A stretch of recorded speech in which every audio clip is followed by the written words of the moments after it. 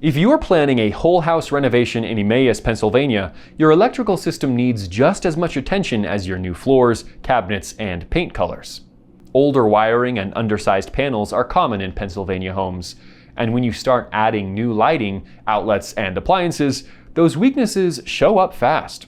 The right whole house electrical upgrades keep your project safe, code compliant, and ready for how you actually live. First, a licensed electrician should evaluate your existing service and panel. We look at your amp rating, breaker spaces, and how your current circuits are loaded.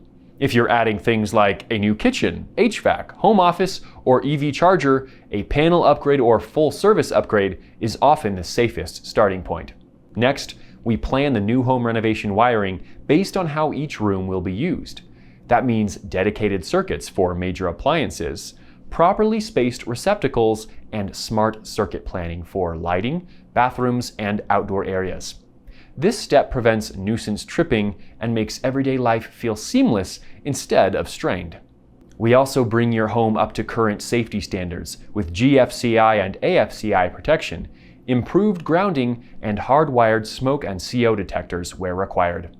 Finally, we coordinate electrical inspections with the township so everything in your renovation passes code the first time.